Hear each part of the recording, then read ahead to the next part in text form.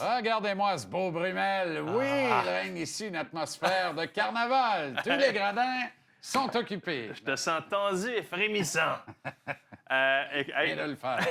J'ai ri parce que quand j'ai vu le tennis popper, j'ai fait ma foi du boyau, où c'est que ça va? Oui. Ça me rappelle mon premier live avec Pierre Bruno.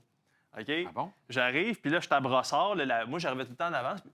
J'ai un gros défaut, c'est que je m'intéresse à tous les sports. Fait que je check un peu le tennis. Puis là, ça donne que, je pense que c'était Raonic qui jouait, puis à l'autre bout du monde. Fait que, en tout cas, là, je fais mon live, puis là, c'est Pierre Bruno le midi. Là, moi, je suis tout excité parce que c'est mon premier live avec Pierre Bruno, tu sais. Alors, Jean-Marc, un petit mot sur le tennis. Il m'appelle Jean-Marc, puis il me pose une question sur le tennis, alors que moi... C'était pas le bon sideline reporter. Toi, t'es à Brassard pour parler de hockey. Pour parler, puis il m'appelle Jean-Marc. Fait que mon premier live avec Pierre Bruno a comme fait... J'étais tout énervé, toute la famille regardait, puis je me suis fait appeler Jean-Marc par une de mes idoles. OK, deux clubs assez semblables ce soir, le tien et le mien, les Sénateurs, le Canadien. Deux clubs qui ont vu les gardiens éprouver des difficultés depuis le début de la saison. Bien, je pense que c'est ça qui définit en gros pourquoi ces équipes-là sont comme ça aligne, ils s'accrochent puis sont pas trop capables. Je pense que les équipes arrivent à une certaine maturité, mais c'est du côté des gardiens de but que ceux-ci, ces derniers, n'ont pas encore atteint leur plein potentiel, du moins pour le moment. L'excellent Mathieu Bédard nous a préparé un tableau. Fait que je pense que les chiffres parlent d'eux-mêmes. Tu sais, t'as beau avoir un Nick Suzuki en feu, t'as beau avoir le retour de Brady Tkachuk.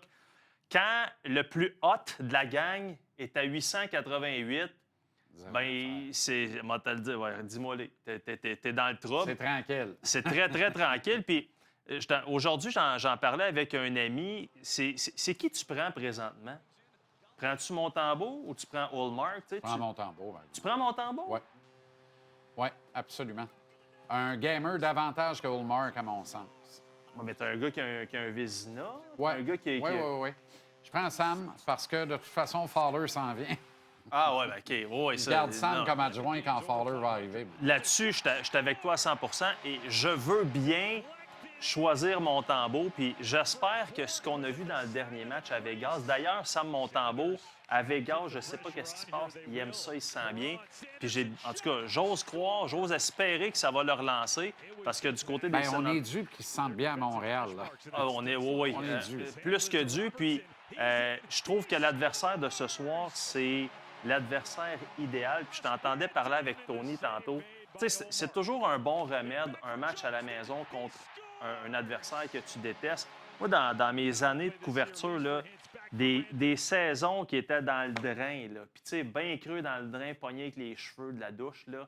Puis t'arrivais en mars, whoop, un petit match contre Boston, Massachusetts. Oui. Un petit match, puis ça te replaçait. Ça replace. Fait que là, présentement, l'équipe, tu sais, c'est pas une catastrophe. Ils sont encore très, très proches, surtout si tu regardes le pourcentage. Bien, ils sont nez à nez, mais toi, si tu dois déterminer laquelle des deux équipes est en avance sur l'autre. Tu sais, je pense que les deux réponses sont bonnes. Puis encore tantôt, je t'écoutais avec Tony, puis vous posiez d'excellentes questions. Je n'étais pas tout le temps d'accord avec votre choix. Mais tu sais... Défensivement, on est en avance, puis offensivement, c'est eux autres. OK, oui, on est en... Ben, tu viens de régler ça, ça n'a pas été trop long. Dans le bâton. Ben, tu sais, je veux dire, c'est parce que Jake Sanderson, je peux dire qu'ici, on le regarde peut-être un petit peu... Ben, pas qu'on le regarde de haut, je suis même pas sûr que la grande majorité des partisans le connaissent. Et pourtant, c'est un superstar, il n'y a pas de doute. Ah non, hey, mais je prends Lane Hudson avant. Moi aussi, je pense, parce que... Je suis peut-être un peu chauvin, là, mais je prends Lane Hudson avant Jake Sanderson. Sois bien nice de Honnêtement, là, je trouve la game 285 d'Hudson supérieure à celle de Sanderson. Sanderson est plus complet et moins... Ouais, je suis pas d'accord. Ben, je pense... Il fait, mon gars, des bulles au cerveau défensivement, là. J'espère d'ailleurs qu'il nous en réserve deux parfaites ce soir. Là. Ça serait excellent. Dont une à l'avantage de Zach Bolduc. Il est grandement temps qu'il en maudisse dedans à Montréal. C'est quand tu sors la pancarte, là, comme... Non, mais je suis prêt, moi. Non, mais écoute... Je l'ai claimé dans mon pool. Oh, claim the pool? Je l'ai claim dans le pool. OK. Je l'ai claim dans le pool. Mais Lane Hudson, pour moi, c'est... T'as pas le choix d'aller avec Lane Hudson parce que c'est une superstar. Ben oui.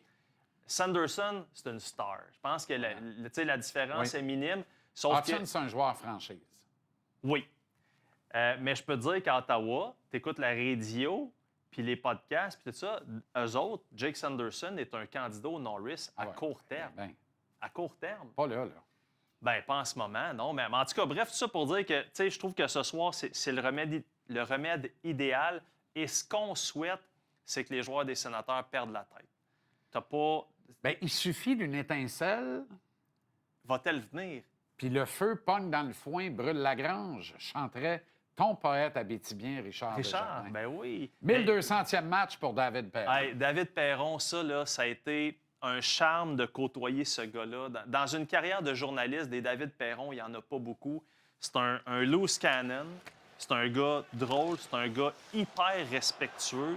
C'est tout un leader. C'est un gars qui est drôle. Bref, il y a la totale.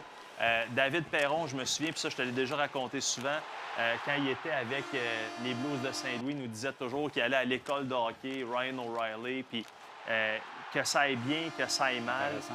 Il venait nous... Ouais, tu l'aimes, celle-là? Hey. Il venait nous parler, puis, tu sais, il n'y avait pas de filtre.